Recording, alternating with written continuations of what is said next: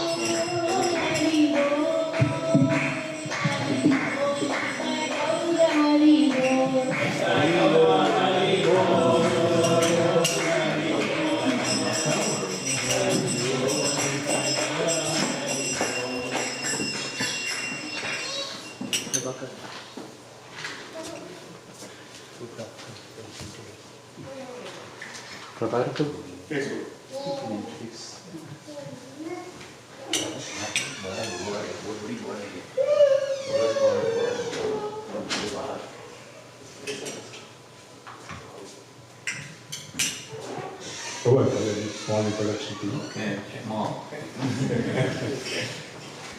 So, dear devotees, we are deeply honored and humbled by having Maharaj, Romapada Maharaj, at our home for blessing our home during this program. Just to introduce Maharaj, Maharaj is a monk and he spreads the message of Bhagavad Gita and Bhagavatam throughout the world. So let's welcome Maharaj by loudly chanting Hare Krishna Maha Mantra once. Hare Krishna, Krishna Krishna, Hare Hare, Hare Rama, Rama Rama, Hare Hare. Thank you.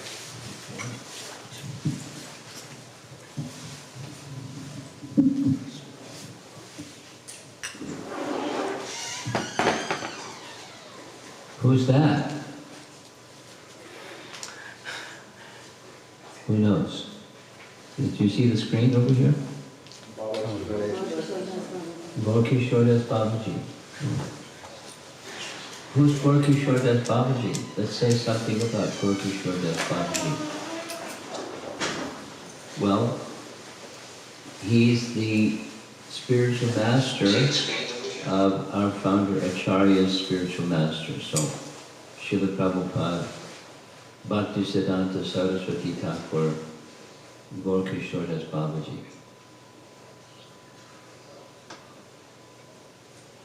Prabhupada said on many occasions, Gorkishore Das Babaji was illiterate.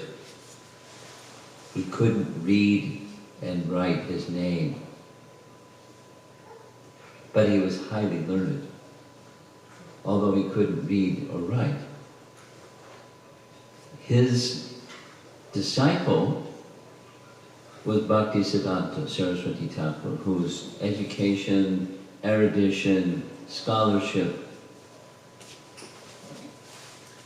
as high as you can get. And Bhaktisiddhanta Saraswati Thakur accepted Gorkishore Das Babaji Maharaj as his Diksha Guru because of his bhakti. Now, it wasn't bhakti devoid of transcendental knowledge. A little bit of background, three things, then I'll go to our main topic. He was a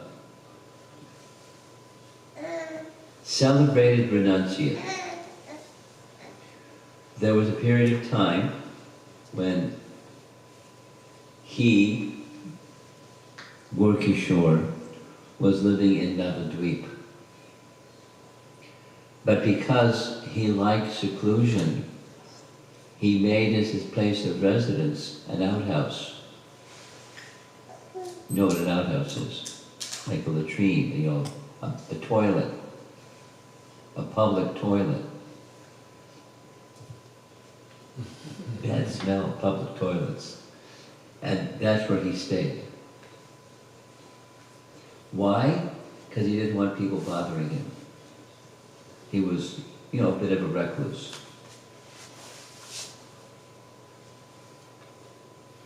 While he was staying in Navadvip, one of the persons who he had developed a very strong affection for was Bhaktivinoda Thakur. Bhaktivinoda Thakur was the father of Bhaktisiddhanta, and he, Gorkishore, was given a place to stay because Bhaktivinoda Thakur was an aristocratic personality, and he had a place of residence that Swananda Sukata Kunj, he called it, and he had a number of rooms and so forth, so he supplied a little bhajan kutir place for Gorkishore to stay when he wanted to come, and he would often come, just to be with Bhaktivinoda Thakur and be in his association and hear him speak, because Bhaktivinoda Thakur was a very elevated, saintly person. Grahastha, Gorkishore was, the opposite end of the spectrum, but that didn't make any difference to Gorkishore or to Bhaktivinoda. They weren't identifying their position according to ashram. It was bhakti. Before Gorkishore lived in Navadvip for a very long time. This is less known, but for a very long time he was residing in Vrindavan. And with whom was he residing in Vrindavan? He was residing in Vrindavan with Jagannath Das Babaji. Who's Jagannath Das Babaji? Jagannath Das Babaji is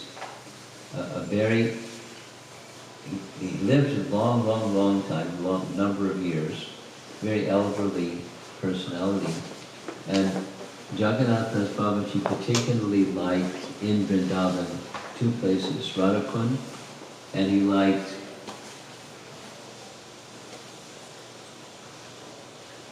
Surya Kund. Surya Kund is one of the places that Radharani would visit every day, because Radharani was a worshipper of Surya Narayana at Surya Kund. So it was kind of like an excuse. It was a rendezvous place between Radha and Krishna. Very sacred place. Very sacred place. Remote, removed. And Jagannath Das Babaji made a bhajan kutir place at Surya Kund. And Gorkishore Das Babaji associated with him there. They were very close. So Jagannath Das Babaji, Gorkishore Das Babaji, Bhaktivinoda Thakur, Sri Bhaktisiddhanta, Bhaktisiddhanta. So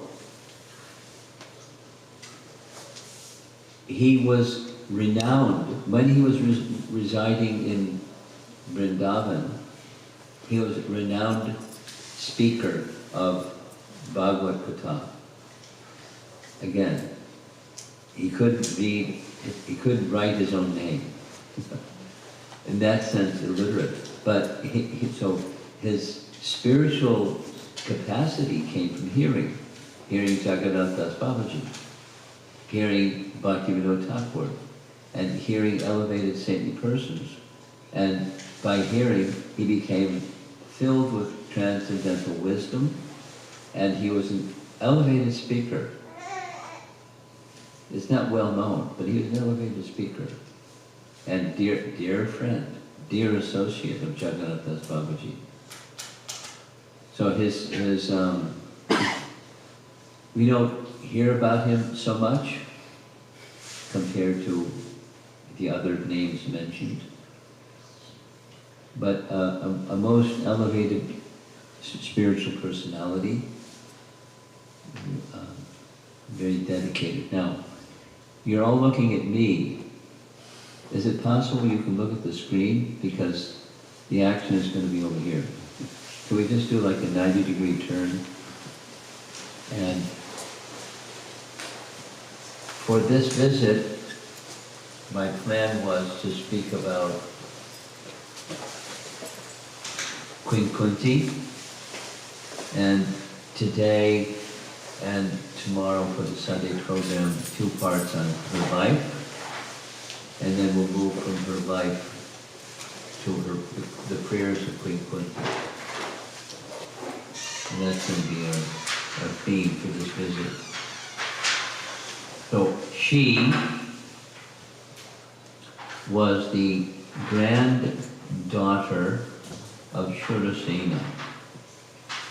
Shurasena was a king. In the line, you'll see a chart shortly. He's in the line of Vrishni. So Vrishni, Andaka, the dynasty of kings, he was in that line. And he was 2 generations before both Krishna and the Pandavas. He was the grandfather of Krishna and the Pandavas. Here's the chart. You see in purple letters right in the center, Shurasena had a brother. The brother's name was Parjanya. Who was Parjanya's son? Parjanya had 5 sons.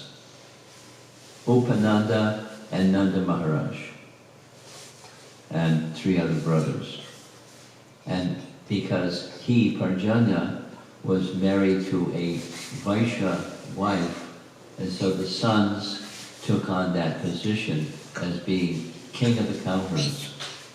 Whereas the sons of Shurasena, pictured here, Vasudeva,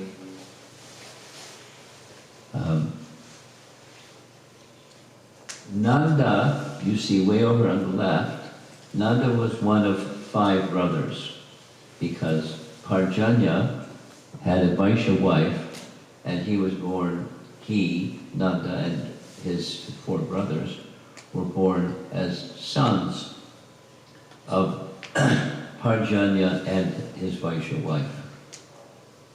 So he's in this separate box over there in the far left.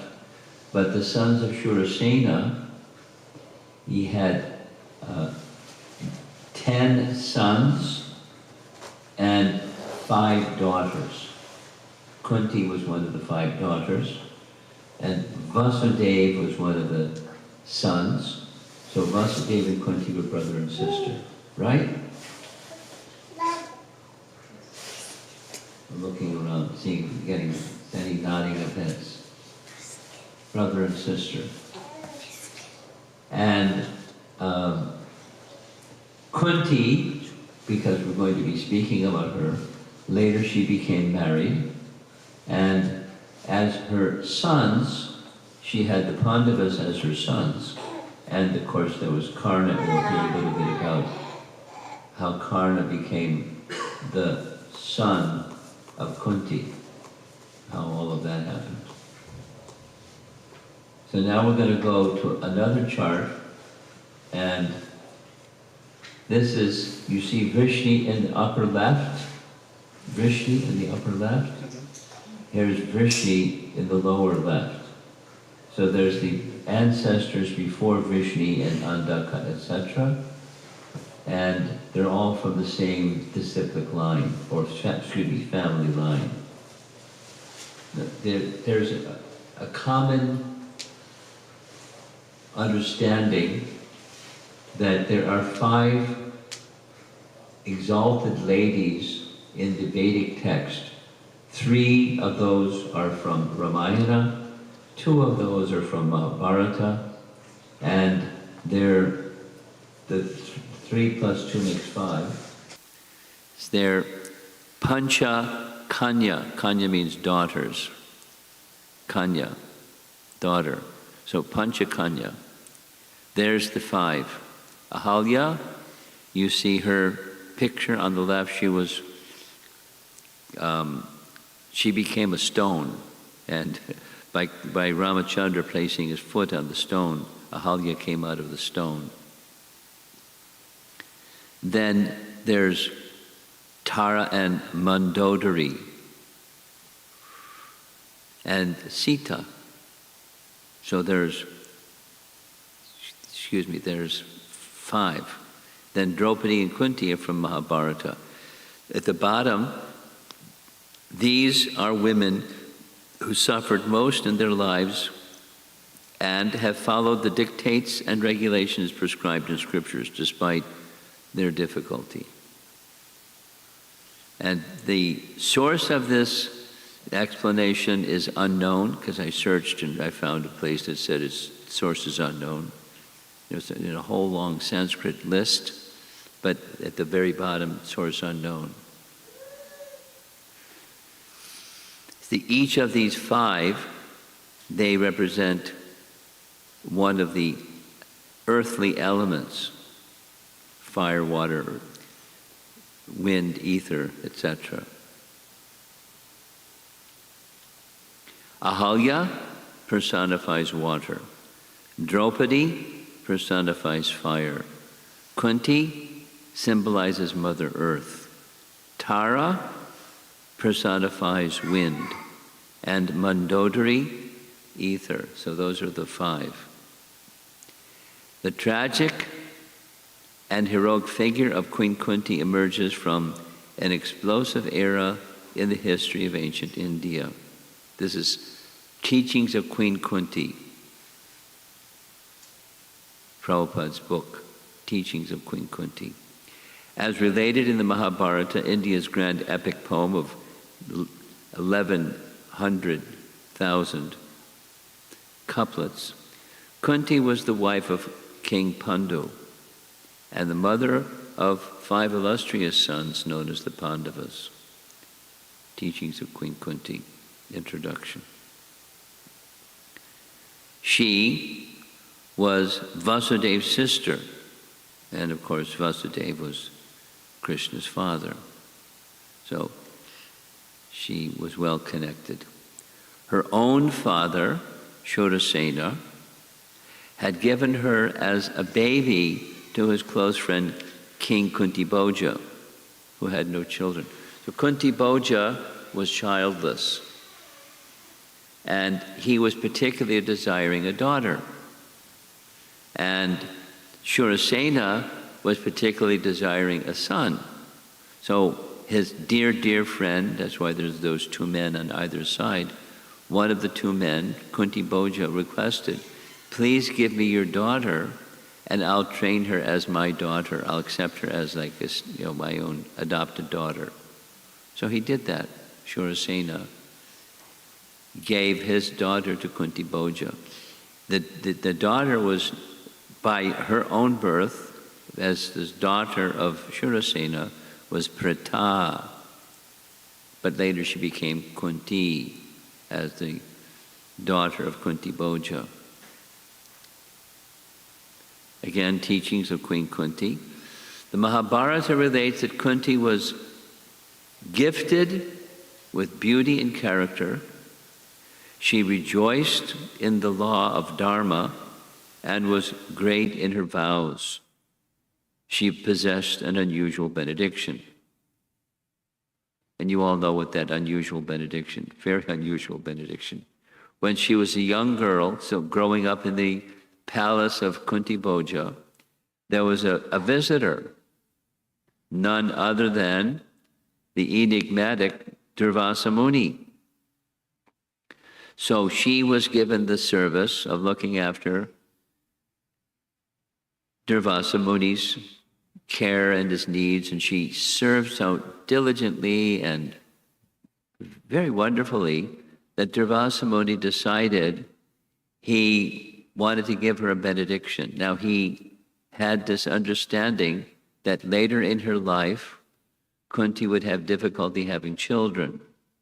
So he Durvasa Muni, gave her this mantra and a benediction that by calling this mantra, you could have a son by any one of the demigods that you wished. That's an unusual benediction for an unmarried young girl. And this is a painting indicating the benediction that she was given. So she's a young girl, young lady, but young girl, and she was curious. This is taken from Canto 1, Chapter 13, Bhagavatam. As a matter of acquisitiveness, she at once called for the sun god, who desired couplement with her, but she declined. But the sun god assured her immunity from virgin adulteration. Doesn't say exactly how that was done. And so she agreed to his proposal. As a result, she became pregnant and Karna was born. So now we're going to hear a whole bunch about Karna and who was Karna in his previous life and all of those things. So when Karna was born, he had a suit of armor and bright earrings. His eyes resembled those of a lion, and his shoulders, even and as a newborn baby, were broad. This is from Mahabharata. Although the deity, that's Surya, had assured her that she would remain a virgin, who would believe it? So she has this newborn son, and she's not married. So how she can explain how she got a son when she's not married? So here's the little background on who was Karna before he was Karna.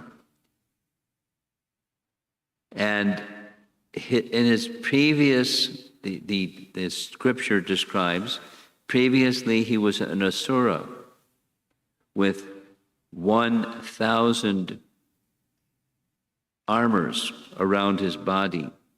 Sahasra kavacha. What does kavacha mean? Yeah. So a kind of protection. Kavacha. So he was a demon in his previous life that had 1,000 suits of armor surrounding his body. And before he got this name, Sahasra Kavacha, he had another name, Dambodbhava. And he was also born from Surya with 1,000 armors, with this benediction that in order for someone to break one of those coats of armor, they would have to undergo austerities for 1,000 years.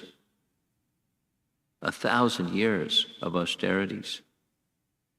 And after that armor was broken by that person that did 1,000 years of austerities, they would die. And so he was like invincible, and he was a demon. He couldn't be defeated. So he was like a terrorist. Because of his terrorism, then there was a problem that the demigods approached Murti and offered prayers to Murti that a child could be born that named Narayan, and that Narayan would deal with Dambodbhava. So this was the arrangement. The other brothers. So one would engage in austerities for 1,000 years, and the austerity for 1,000 years was sufficient to break one of those armors. And after he broke one of the armors, he died. But his brother had a mantra, and through the mantra, he could revive his brother. And they took turns. And this way, 999 of the 1,000 armors were removed by Narayan. And so the Dambodbhava or Sahasra Kavacha went to Surya for refuge. And when he took shelter of Surya, an arrangement was made by Surya. And that was that he, Surya, And Sahasra Kavacha, with his one remaining armor, would take birth on earth. And that Narayan would be reborn as Arjuna and Krishna. And later, towards the end of Karna's life, so previously a demon, born with a suit of armor from a babyhood, as the son of Surya. And towards the very end of Mahabharata, Indra requests charity from Karna, and Karna agrees, and he says, please remove your suit of armor. Being charitable, because that was a quality that Karna had, he removed his coat of armor, and so he was no longer invincible. So here's the same with some illustrations. There's the sun god, and there's this little boy. Dambodhava, wanted immortality. He requested that. So he wasn't given immortality, he was given 1,000 suits of armor by the sun god, with this particular benediction that it would take 1,000 years to remove one of them, and then the person would die, etc., etc. And all of this is found in Mahabharata, narrated by Parshuram to Dhritarashtra, right in Mahabharata. So who was he in his previous life? Parshuram is describing. And then, born of Murti, the wife of Dharma and the daughter of Daksha, in Badrikashram, these two dealt with Sahasra Kavacha. After Sahasra Kavacha's 999 armors removed by the austerities of Narayan, this is a painting, again he took shelter of Surya. To fulfill their promise to Murti, Narayan took birth as Krishna and Arjuna, while Sahasra Kavacha took birth as Karna. So there's Kunti. She has a newborn child and is in anxiety. What's she going to do with this newborn? How's she going to explain this? So she made a decision. The baby had to be cast away. She knew the baby was the son of Surya. I mean, she's a mother, so she's feeling terrible about the whole situation, but she did what she did. Surely Surya would protect him. Kunti also prayed to Vishnu for the boy's welfare. Then, along with her nurse, so apparently there was a second person that knew about Karna, her nurse, she took the child in a large wicker basket to the bank of the Ganges. And off the bank of the Ganges went the wicker basket. Kunti beseeched many of the gods to look after her son and prayed that he would find a good father and mother. And, motherhood parting with a newborn child. One can imagine the hardship that she underwent, but she did it. And once it was done, she was very happy to find out that a charioteer of King Dhritarashtra found the child. Adi Ratha, the chariot driver, one of the chariot drivers of King Dhritarashtra. So therefore the son was raised by a chariot driver, meaning his position wasn't that of a Kshatriya king or the son of Surya. He was the son of a chariot driver, a Shudra, by his situation of life. And then later, this is a little description of Kunti becoming married after she had a first child.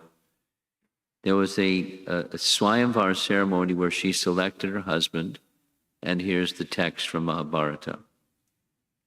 When the many other kings assembled there, saw Pandu, broad-chested and with eyes like a furious bull, they considered him to be a second Indra. He outshone all the other monarchs.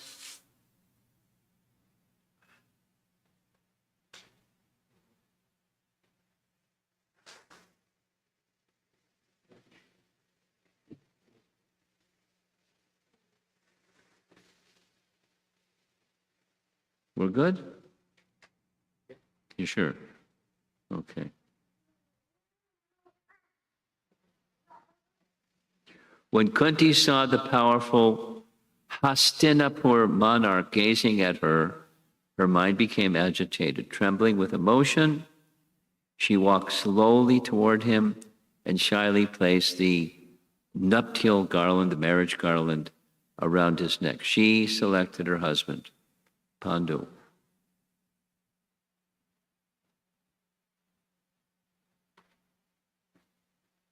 Later, King Pandu also married Madri,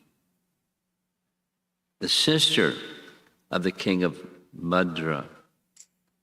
So there's the two wives of Pandu.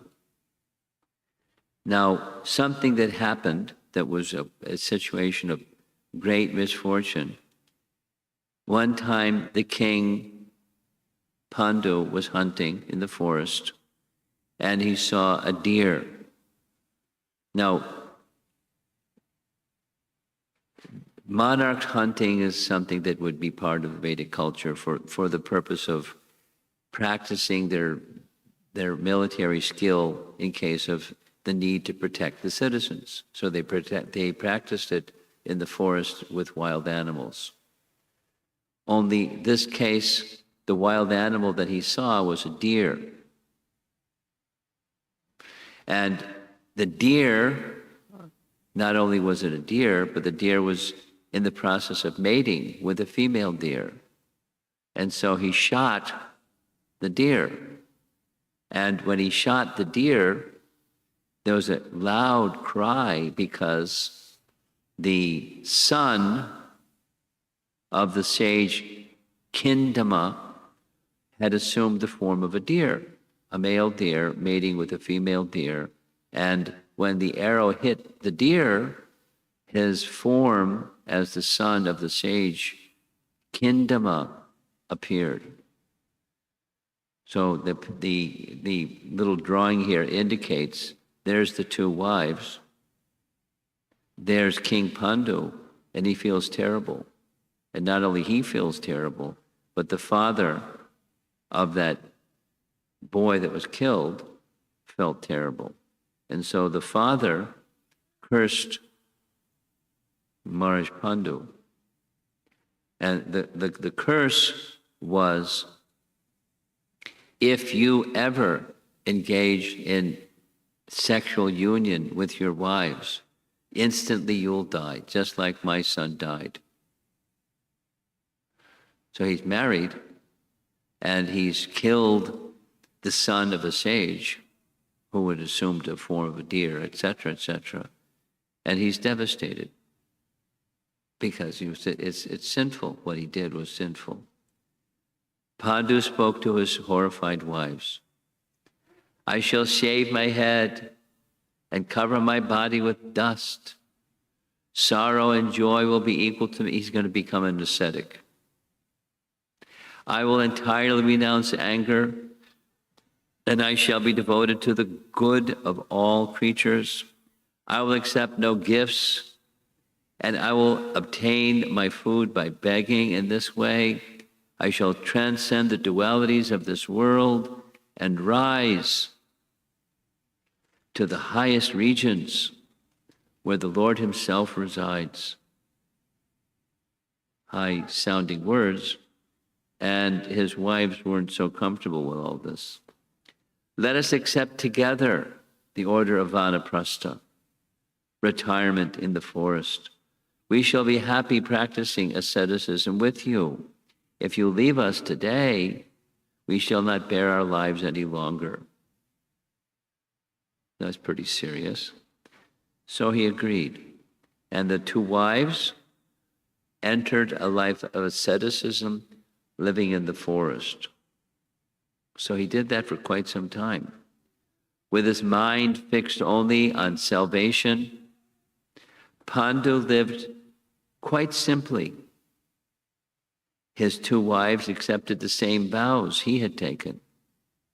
And thus, all three lived joyfully on the mountain like celestials descended from the higher regions. Gradually, over time, Pandu thought more about his situation. He would often perform the Shraddha ceremony for the welfare of his departed ancestors.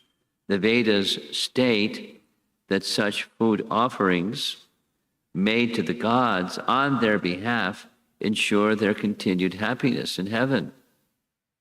Pandu was concerned. He consulted with the sages in the forest. And the sages in the forest gave some advice. Whoops. Yeah. O Lady of Sweet Smiles, I desire offspring, but I have lost my power of procreation. In such instances, the scriptures sanction that another worthy man may beget children on my behalf. Please, therefore, accept another man and conceive a child for me. So then Kunti disclosed the secret. Well, I don't think that's needed because Durvasa Muni gave me this benediction and I can call any of the demigods and have a child with any of the demigods. Would that be all right? And it was more than all right. And so he, Pandu, was very confident that he would become the father of children fathered by somebody else, but his children. So Karna was already born, so it was already like a known fact. So as in her marriage relationship with Pandu, she called Dharma, the demigod of religion. After worshiping him and repeating an invocation Durvasa had taught her, she united with Dharma and, in time, gave birth to a boy. As soon as the child was born, a voice with no visible source said, "This child will be called Yudhisthira, and he will be very virtuous. He will be splendid, determined, renounced, and famous throughout the three worlds." Pandu was surprised. And then he made a suggestion. What about a second son? Having been blessed with this virtuous son, Pandu then asked Kunti for a son of great physical strength. Thus, Kunti invoked Vayu, the demigod of the wind, who begot the mighty Bhima. Upon Bhima's birth, the supernatural voice said, "This child will be the foremost of all strong men." Nice illustration. Something happened that verified what the voice had said. What happened was, one time Kunti was sitting on a cliff, the edge of a cliff, and Bhima was in her lap, and you see in the little drawing here, she heard the roar of a lion or tiger.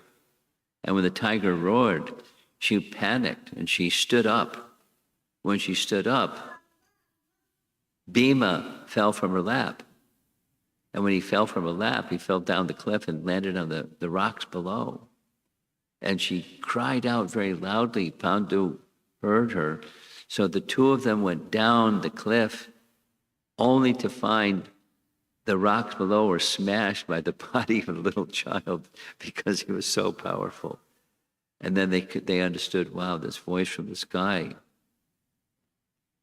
We now understand this child is very, very special. So the Pandu then consulted the sages, and the sages made a recommendation. She should engage in austerities for a whole year and then call Indra.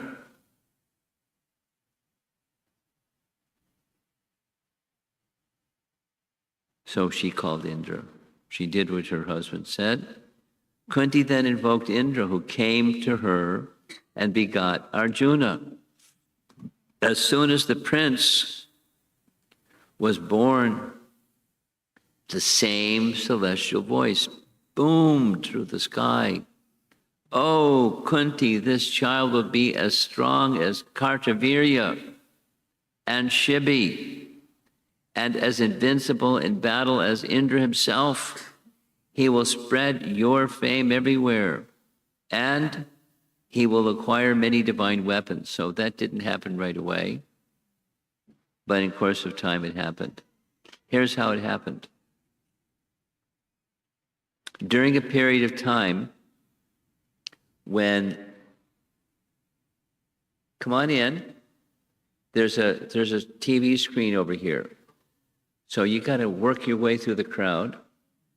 We'll stop talking while you work your way through the crowd. And then you can come, position yourself so you can see the screen. You got to come over so you can see the screen.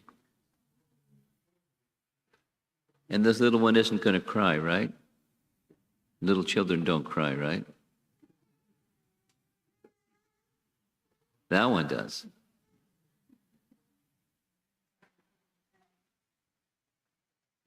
When he wakes up, let's see what happens. Okay.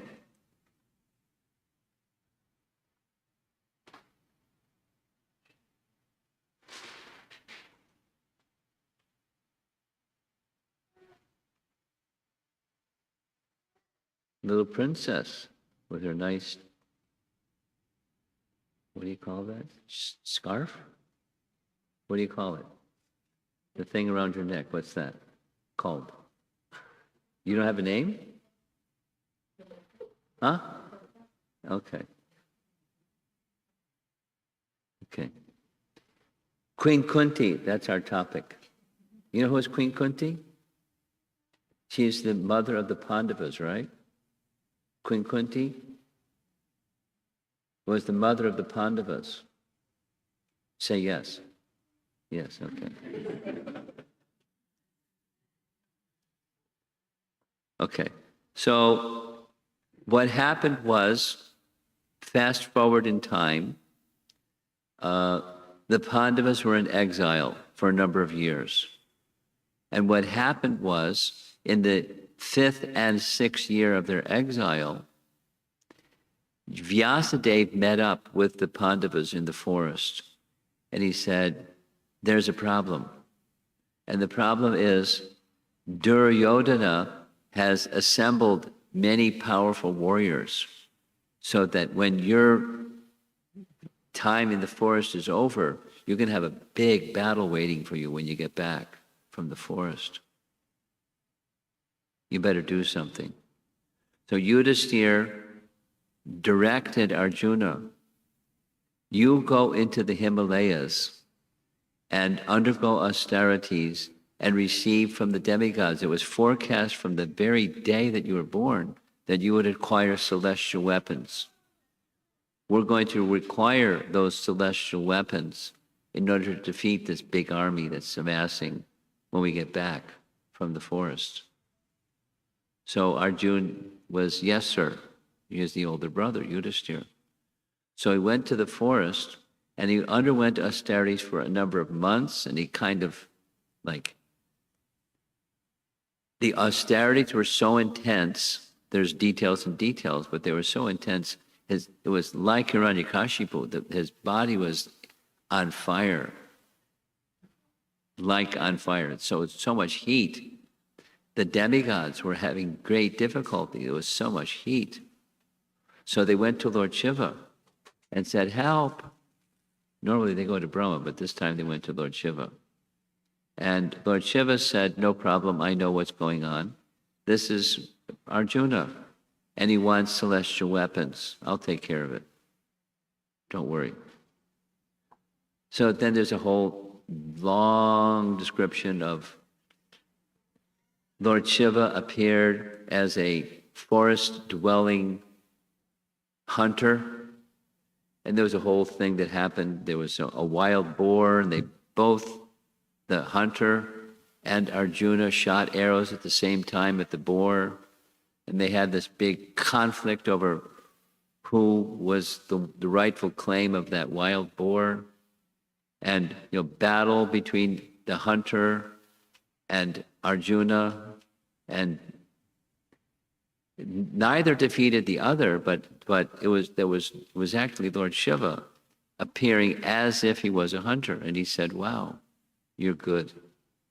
Tell me what you want, and it's yours. What benediction would you like?" And Arjuna said, "I came to the forest for one purpose, to get celestial weapons. And I understand you have a weapon that you use at the time of the destruction of the universe. The astra called the Pashupat Astra. Can I have it?" And Lord Shiva gave him the Pashupat Astra. We'll see a painting shortly.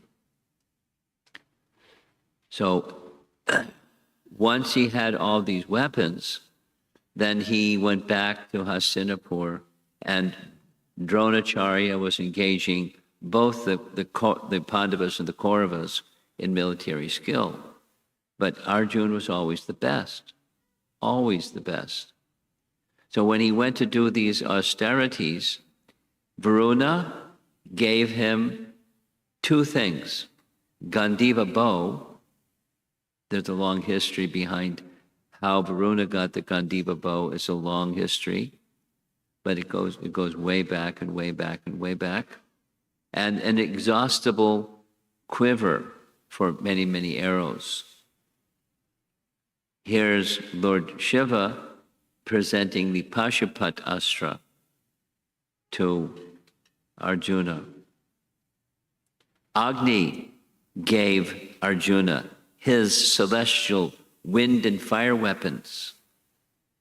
He's got loaded up with celestial weapons. But he was told not to use them unless there was like a dire circumstance, because the Pashupat Astra could destroy the universe. So as was predicted in his birth, so Arjuna is now receiving many celestial weapons, and he's already demonstrated to their teacher, Dronacharya, that he knows how to use them very wisely. So now that's the birth of Arjuna. Now there's three sons, Yudhishthira, Bhima, and Arjuna.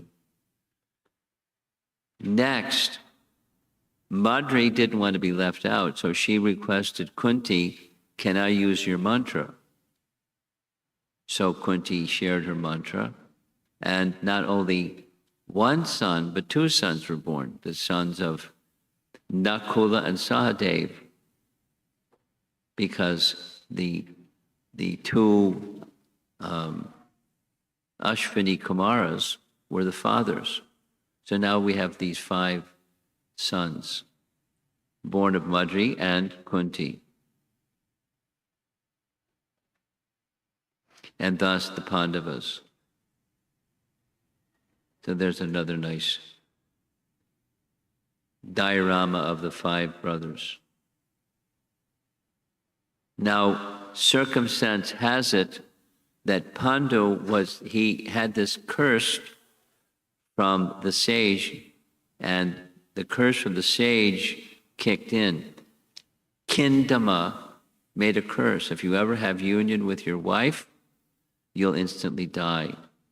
So Pandu became overwhelmed with lust. He approached the younger of the 2 queens and immediately he fell down dead. So that was a problem, because now we have 5 sons, and Pandu is gone, and 2 co-wives. Kunti prayed for strength. Somehow, this was God's arrangement. The ways of providence were always mysterious, but what should be done now? What was her duty? She gently stroked the head of her younger co-wife and said, "O Madri, there is only one recourse for me. Please allow me to ascend heaven with our Lord." So entering into the funeral pyre. You raise the children. And then Madri said, "You raise the children. Let me enter into the fire." So they were both prepared to enter the fire, but there's 5 boys, and they have to take care of the 5 boys.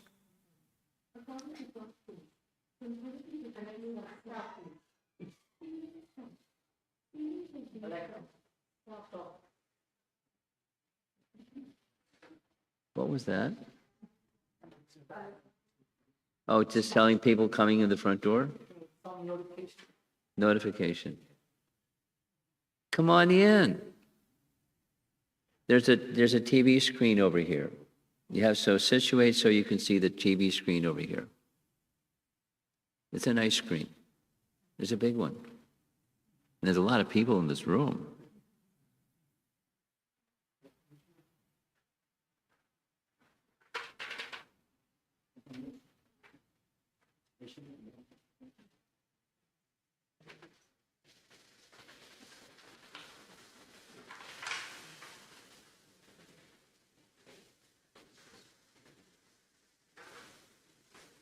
Okay. Wow, a lot of people here.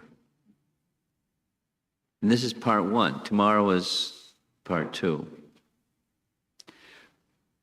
So Kunti decided that she would take care of the boys, not to enjoy life absent her husband, but to take protection of the children. This is Prabhupada's writing, Bhaktivedanta Purport, Canto 3, Srimad Bhagavatam.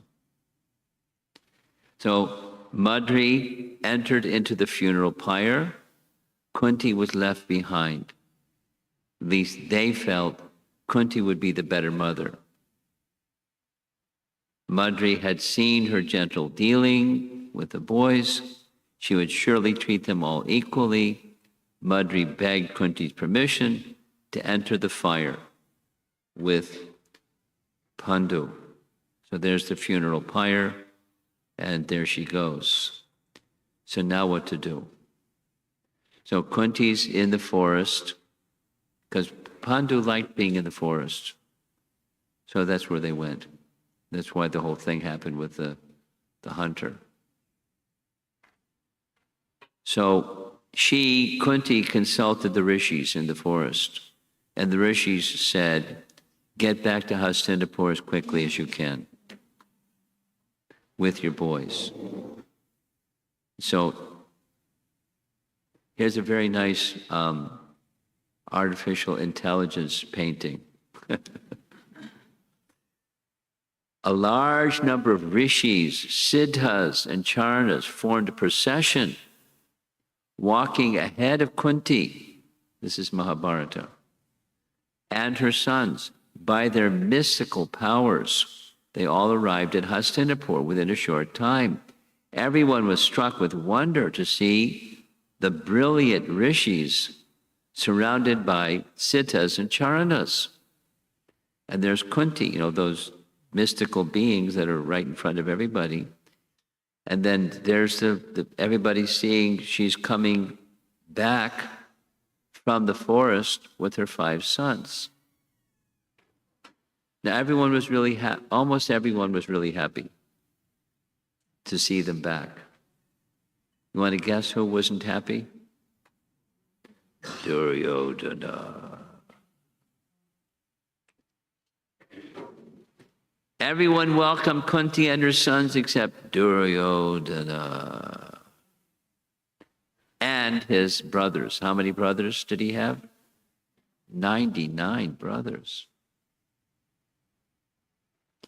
Duryodhana had enjoyed the most prestige in the Kuru house. When the Pandavas arrived, everything changed. Pandu's sons were gentle, modest, and devoted to their elders. They soon became dear to Bhishma, Vidura, and other senior Kurus. So you know what that painting is. He got this idea. Now, boys will be boys. And sometimes boys would wrestle. And when the boys would wrestle with Bhima, guess who won? He'd just pick the boys up and toss them in the air. And he, so powerful, Duryodhana couldn't take it. So he had an uncle. Shakuni was his uncle. And they made up a plan. The plan was, let's do this. Let's kill Bhima. And a good way to kill Bhima is, let's have some festival outside in the country. We'll have games in this little cottage out in the country.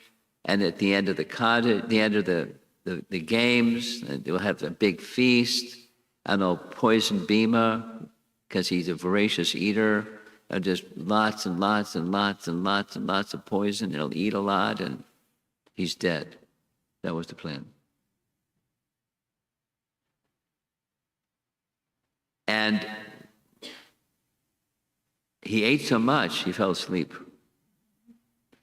And so everyone decided, we'll go back and Bhima will catch up with us later. He wanted to, I want to take a rest. Ooh. So he fell asleep by the side of the river. And Duryodhana and one of his brothers, Dushasana, they bound him up, arms and legs and the whole torso, tied him up with rope and rolled him into the river, the Ganges.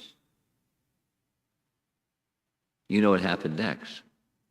His body went down and down and down into there's this hole in the Ganges that leads into the lower planetary regions. And that's where he went. In the lower planetary regions, there are these Nagas. And the Nagas, they thought, lunch, fantastic. So they started biting his body. But when they were biting his body, it was the exact antidote for the poison. And when Bhima woke up, being powerful Bhima, he broke all the ropes. And the Nagas were trying to bite him. But, he was, he's Bhima. They were messing with the wrong person. And sure enough, one person who he met in this underworld was Arka, a Kuru ancestor who was the great-grandfather of Shurasena. And Arka gave him this celestial beverage. And celestial beverage increased Bhima's strength 1 to 10,000 elephants. And he's already very powerful. So, meanwhile, back in Hastinapur, Kunti's in big anxiety. Bhima didn't come back. And when the princes, his 4 brothers, they expected to find Bhima in Hastinapur, but he wasn't in Hastinapur. So here's a nice painting indicating Kunti went to Vidura. Ask Vidura what to do, what to do. Vidura reassured her. She's saying, Duryodhana has been very envious towards Bhima, and who knows what he did. So Vidura, being very wise, gave her some wise advice. Don't think in this way. The great Rishi, Vyasadeva, had said that your sons will be long-lived. His words can never be false, nor indeed can those of the gods who have predicted a great future for your sons. So 8 days they waited for Bhima to come back. On the 9th day, he came skipping back with his silk robes flowing, and they were very, very happy. Bhima as well. And then Bhima told them the whole story of what happened. And Yudhishthira gave the advice. Don't say anything. Because the Kauravas have been here for a long time. Duryodhana has his buddies. And we're new on the scene. We're in big trouble if we make a scene. So don't make a scene. Just don't say anything. Just watch your backside. Be very careful around this Duryodhana, because he's very malicious. News of what had happened went all the way to Dwarka. And Krishna heard there's skullduggery going on in Hastinapur. His dear beloved Pandavas are being harassed by Duryodhana. So Krishna made a decision. The decision was he was going to send a messenger, namely Akrura, to go visit Hastinapur. So this is a painting. This is Akrura showing up in Hastinapur. And Akrura's assignment was just assess the situation. And he understood the situation. And later, Akrura reported this back to Krishna. But the skullduggery didn't stop. One of the major events, that another murder attempt was, there was a big festival, and there was I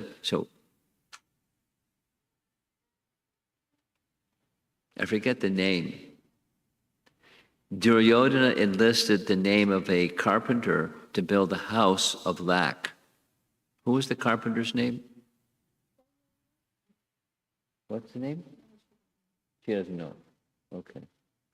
There's somebody. So he built a summer home with highly flammable material, like lacquer, shellac. And so the plan was the Kunti and the Pandavas would be asleep at night, and they would come along and torch it, light it, and the whole house would go up in flames. And that was a way to kill all the Kunti and the 5 brothers. This was Duryodhana's lovely plan. The place, Varanavata. And there's his name, Parochana.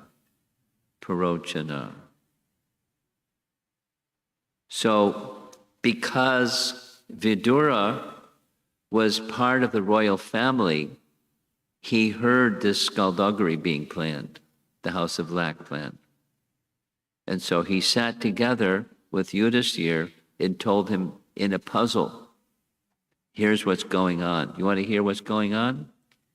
One who knows there are sharp weapons capable of cutting the body, although not made of metal, is not injured by them. He survives who understands that the consumer of wood and straw does not reach the dwellers of a hole in the forest. Always stay alert. So that was his message. And Yudhishthira understood the message, and nobody else understood the message. So Kunti said, what did he say?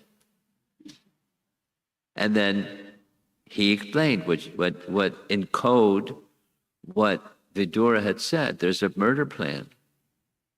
And the way to avoid the murder plan is Vidura is going to arrange a miner that knows how to dig holes in the ground, and he's going to dig a hole right in the middle of this house of lac, And on the very evening that they're planning to have the murder, torch the building, will go down through that hole in the ground. So a miner came, dug the hole. They knew what was going on. The miner knew what was going on, but Duryodhana didn't know what was going on. There's some details of, a family of 5 came, and when the house burned, there were bones, and everyone thought the Pandavas were dead, and Kunti's dead. But it was another family that was in the house. So as you see, on the upper right side, that's the Pandavas going down the tunnel. Because a messenger was sent by Vidura to tell them this is the night. So on the left side, the house is burning. On the lower left side, that's they're coming out the other side of the tunnel. And there's Bhima on the lower right, carrying everybody, because it's the dead of night. And Bhima's, Mr. Powerful. So they made Bhima carried everybody on his shoulders and wherever, and to the other side of the river. When they got to the other side of the river, you see in the background there's this creature. Seeing them asleep, and he's a Rakshasa. He's a man-eating, human-eating personality. His name was Hidimba.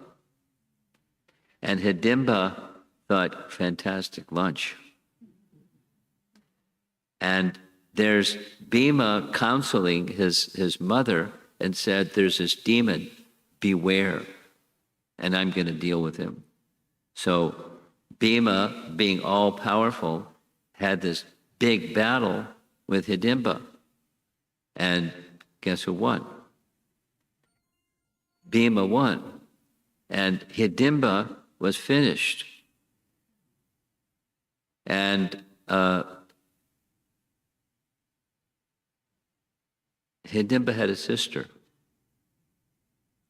You know what the sister's name was? Hidimba. Hidimba had a sister, and her name was Hidimba. So Hidimba came to Kunti and made an appeal. I'd like to marry your son, your powerful Bhima son. And she begged and begged and begged. And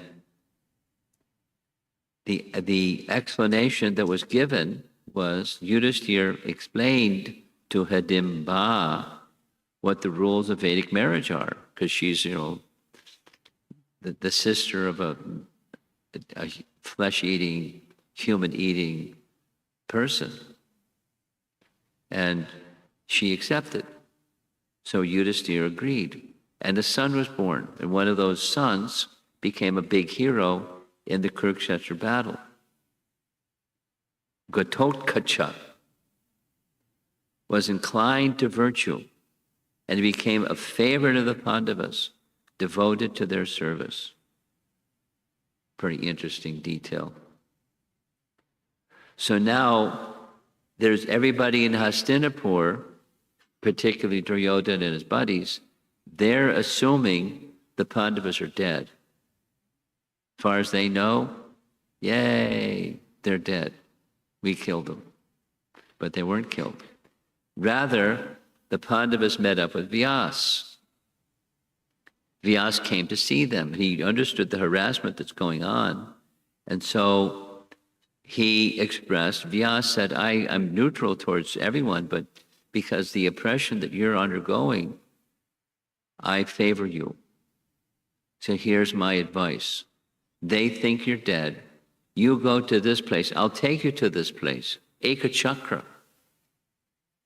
It turns out later, Ekachakra is the place where Lord Nityananda was born, in Ekachakra. So, disguised as brahmanas, you stay there until I return. He didn't give like a time limit. I'll come back. So they made their residence with another family, a Brahmana family, And there's, they had different names and so forth. They didn't disclose their identity. But there's Kunti living along with her sons like brahmanas, and they're accepting charity. There's powerful Bhima with a big begging bowl asking for alms in the village of Ikrachakra. Then there was a problem. There's always a problem. And one of those problems was there is, in the forested area surrounding Ekachakra, there was a demon. And the demon's name was Bakasura, very similar to the Bakasura in Krishna's pastimes. So the arrangement was the village people in Ekachakra they made a truce with Bakasura. Once a month, we'll bring you a whole cartload of food, and just don't come and eat us. We'll take care of your needs once a month. And then we'll sacrifice one of our village members, and you can eat them. And so they were taking turns having that service. And Kunti, you see in the background, she's standing behind the door. She heard this family of 4. They're talking about their next. And so Kunti, hearing what they said, she volunteered, you don't have to go, I'll send my son. They said, no, it's your son. She said, you don't understand my son. There's no problem. So Bhima immediately accepted, and they, made a big truckload of food. And then there's Bhima, who was with one hand driving the chariot, with the other hand he was eating what was in the truckload of food, because he has this voracious appetite. He was eating and eating and eating. And then the demon saw, you're eating my food. So he came and attacked Bhima. That was a mistake. And Bhima smashed him. And that was the end of Bakasura. A man-eater who had kept the village of Ekachakra under his vicious grip. And guess what? That's the end of part 1. If you want to hear part 2, you have to come tomorrow for the Sunday program. We're going to hear part 2 of the exemplary life of Queen Kunti. Pretty exciting, huh?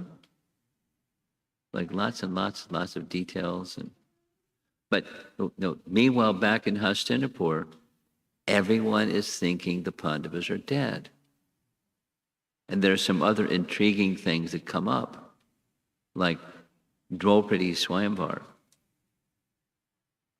But, that's tomorrow.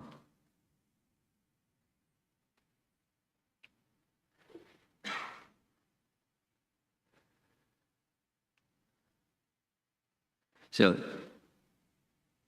the rest of this visit is primarily going to be focused on Kunti's prayers. And they're really fantastic. All of this is a preamble to her prayers. So we get a picture of her stature and her position in terms of the royal family and her position in relation to Krishna. So Kunti's brother is Krishna's father. So the prayers are Kunti unto Krishna. After the whole ordeal is over, and Krishna is going back from Hastinapur back to Dwarka. And that's where the prayers are happening. It's in this public forum in the big courtyard, and Kunti's standing in front of the chariot offering spontaneous prayers. They're really beautiful prayers. That's the best part. This other is Mahabharata stuff. Lots of intrigue and lots of excitement. But Kunti's prayers are otherworldly. Okay, let's see if there's some discussion. I mean, again, a lot of our host compliments. You got a lot of friends in a big house, fortunately, to accommodate everybody.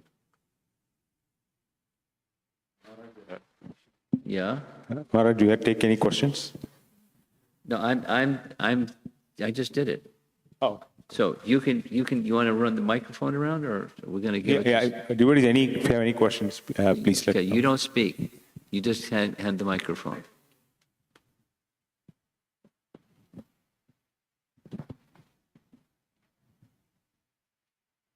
And compliments to the children also who are sitting here pretty much restless, except that little one over there.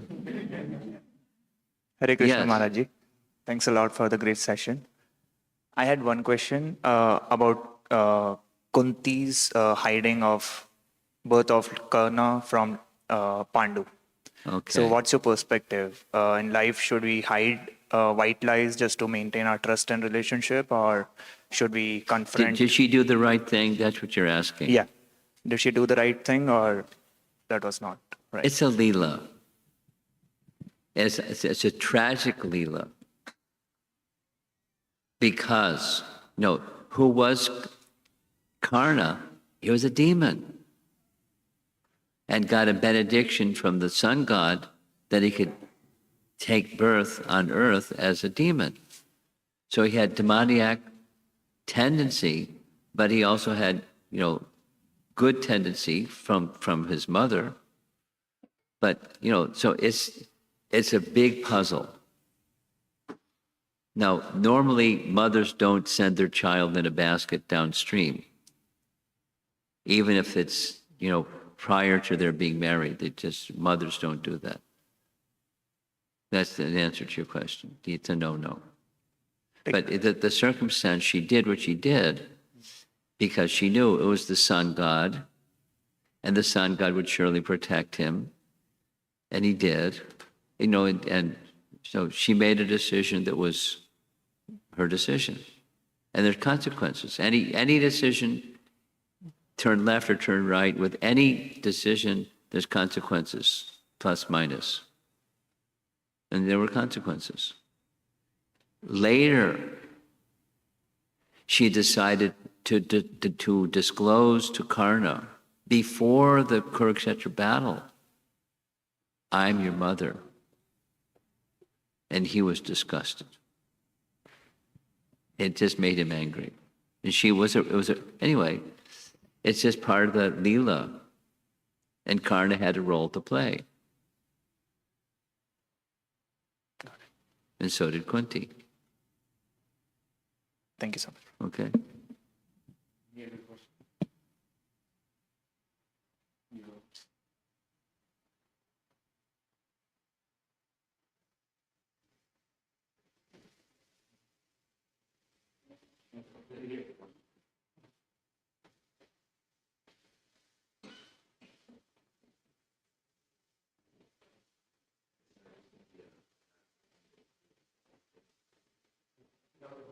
A little louder. Yeah, a little bit. Hello, can you hear me? You're newer. I am new to this. This is all like way over your head. Yeah, yeah.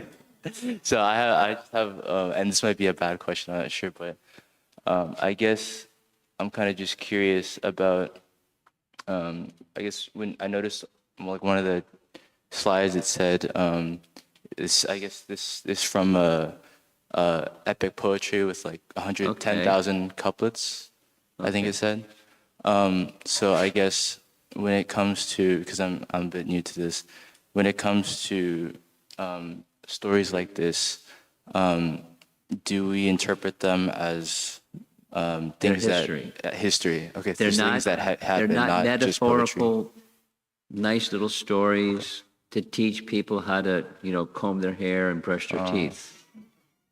And be nice and don't be mean. It's not parable to tell people lessons of life. It's a history. Okay. It's history. Now, there are powerful personalities involved in all of this, including, just to take this one, the sun god. For most people that are like new, what's that? The sun god. That sounds like mythology. Mm-hmm. Greek mythology, and You know, it's mythology. Yeah. It's mythology. It's not fact. Please don't. You're trying to tell me it's a fact, but you know, yes, and it's right in Bhagavad Gita. You heard of Bhagavad Gita? Yeah. So, chapter 4, Bhagavad Gita. Check it out. Krishna says, the very beginning, long, Arjuna, I'm teaching this science to you. Long ago, I taught it to the sun god, Vivaswan. Vivaswan taught it to his son, Ikshvaku. Ikshvaku, to his son, Manu. Manu taught it to his son, Ikshvaku. So there's a line of teachers. It's not mythology. Now, somebody can go, rumph, mythology. And, you know, they can take that position, but that's not the position that Krishna Bhaktas take. There are personalities in the universe that are far more powerful than, you know, most of us. They're controllers of the activities of the universe. And there's a creator of the universe, and he gives them powers to do stuff. And it's real. Now, someone can say, harumph, mythology. You silly people. Go ahead, believe silly things. I'm a realist. There's no such thing. And so they can take that position. There are people that take that position. Yeah. But your question is, it's not a myth. It's not a parable meant to teach us a lesson of life. Okay. It's history with persons with powers that we don't have access to. But there are persons that have powers greater than what we have access to. Okay. And I guess if someone were to go harumph, how would you address that? How did I get from where I was to accepting all of this? Yeah. That's your I question? guess, yeah.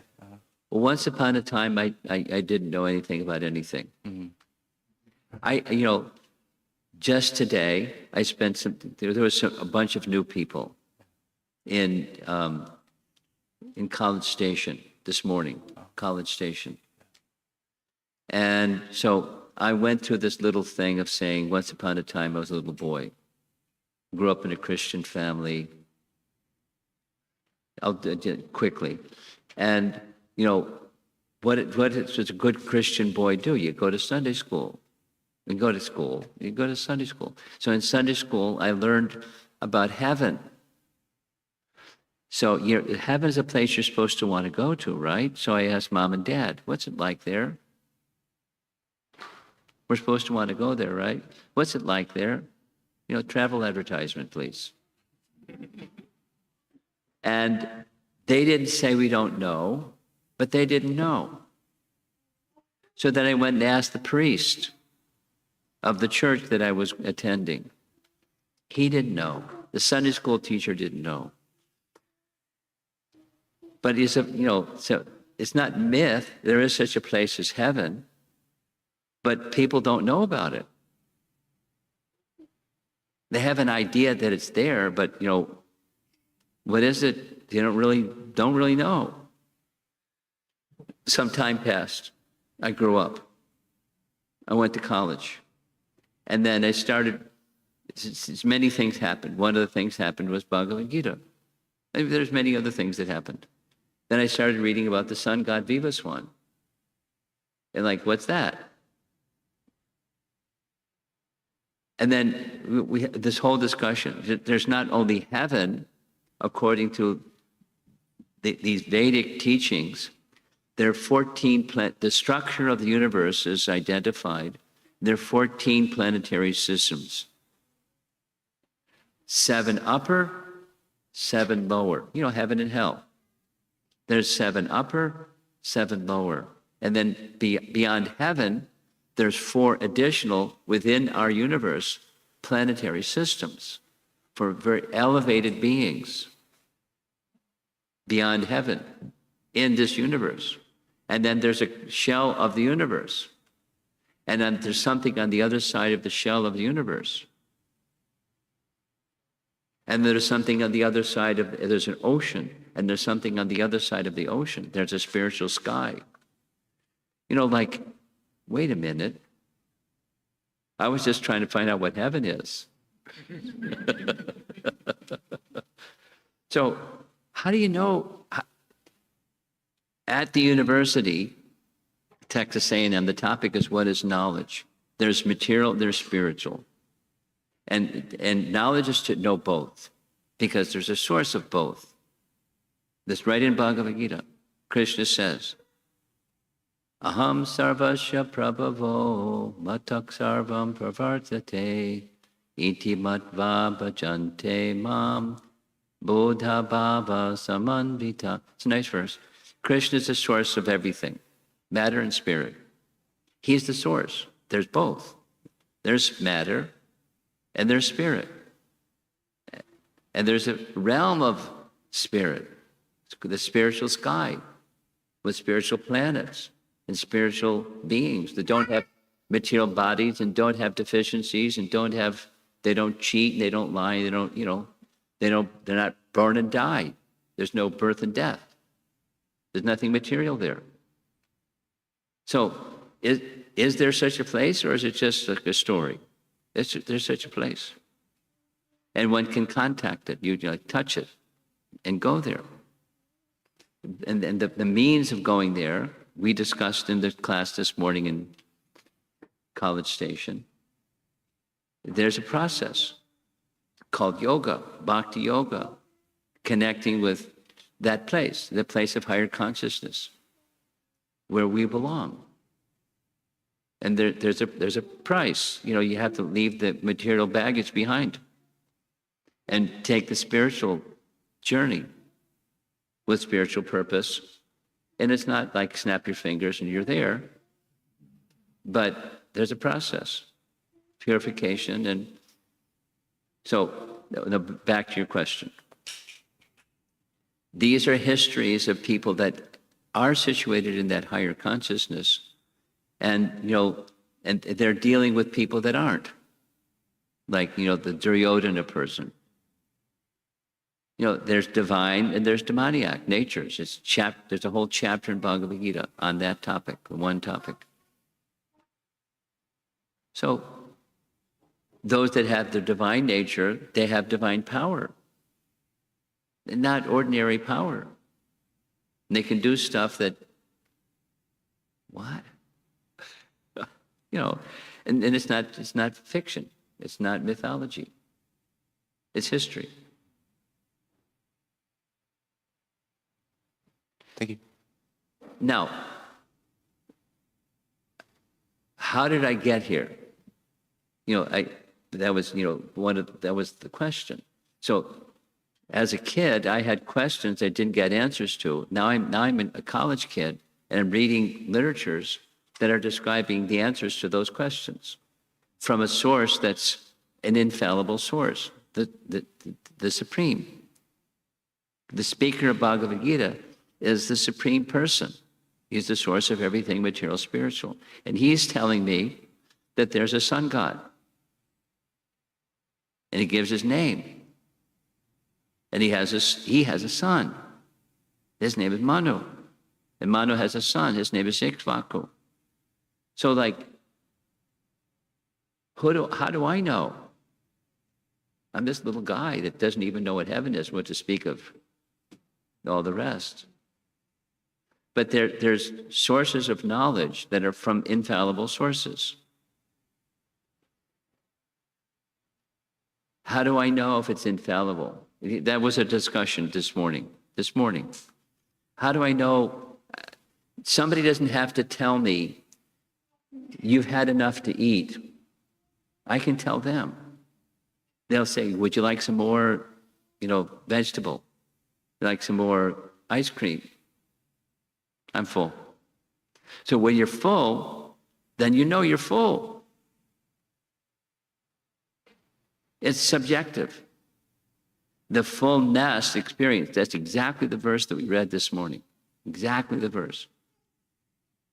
Someone here can show him the verse. Bhagavatam 1, 2, 6. It's an answer to a question, the essence of all the knowledge of the Vedas. And Sutta Goswami is answering the answer, providing the answer. There's a way to know, the way to feel full, beyond a doubt. Not guesswork. There's guesswork, and then there's beyond guesswork. I guess when you say infallible, what do you mean? It means man is mortal, and then there's beyond man, the source of the living entity. So I'm a living entity, and I have a body, a human body, at least this time around. And then what was I before I was in a human body? I don't know. Where am I going to go next? I don't know. But I'm a living soul, and I'm going to a next destination. I came from some other destination. There's a covering, but the thing that's being covered is the soul. And that's me. This little spark of life that's within. And that's what Scripture tells us. That's who I am. And I want to understand more and more and more about who I am and live that life. So that's what the Vedas are providing us with, that understanding. And there's authority behind it all, the infallible, that was your question, beyond the fallibilities. So my senses are imperfect, I make mistakes, I'm subject to illusion, and there's a cheating propensity. I'll say what's what when I don't really know. That's cheating. And then there are persons that know. That's the infallible. And the Supreme is that infallible.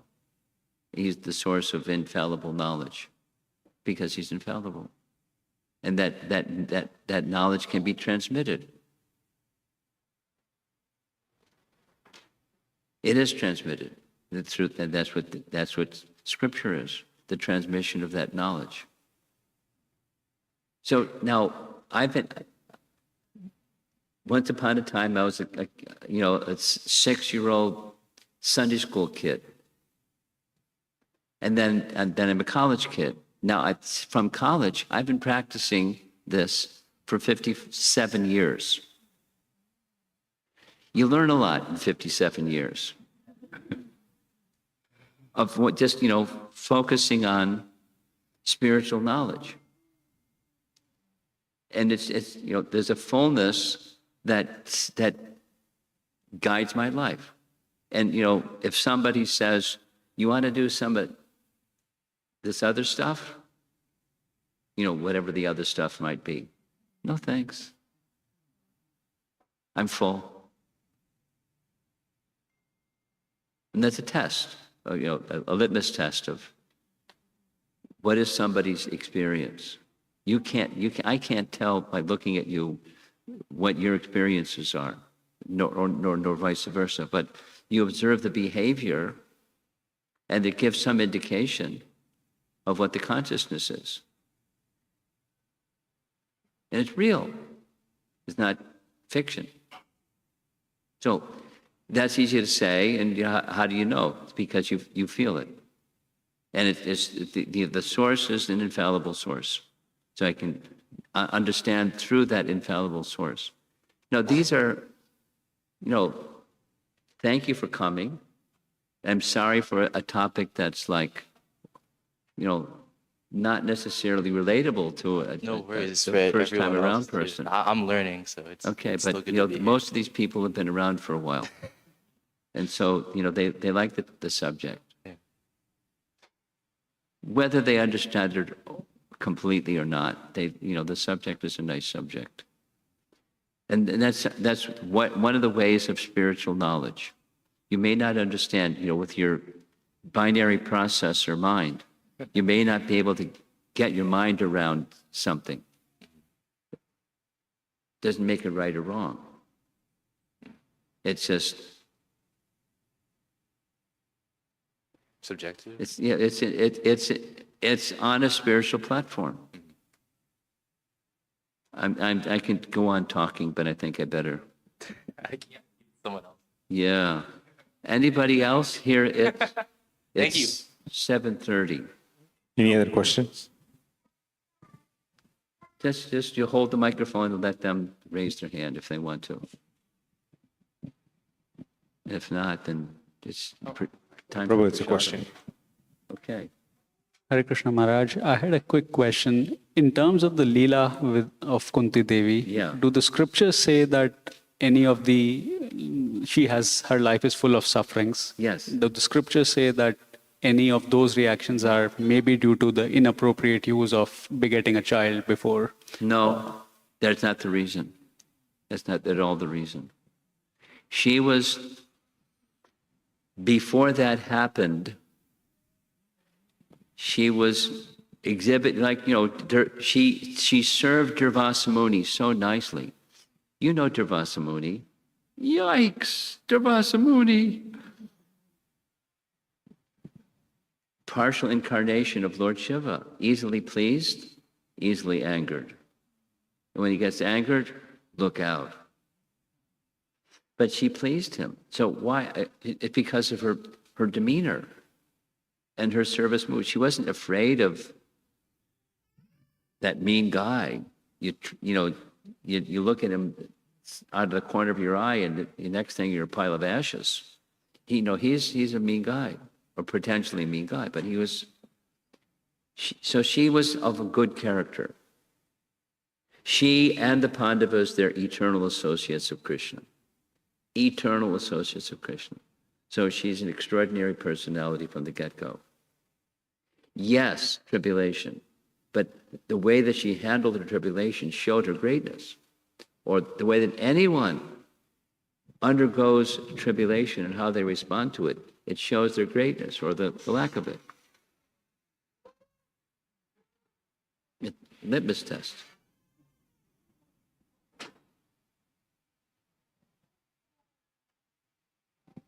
So it's not because of, it's her character. Wow. Welcome. You're right in time. We're about to have a prasadam, our meal. How you go? Your friends. Good. Thanks for coming. Anyone else? Okay.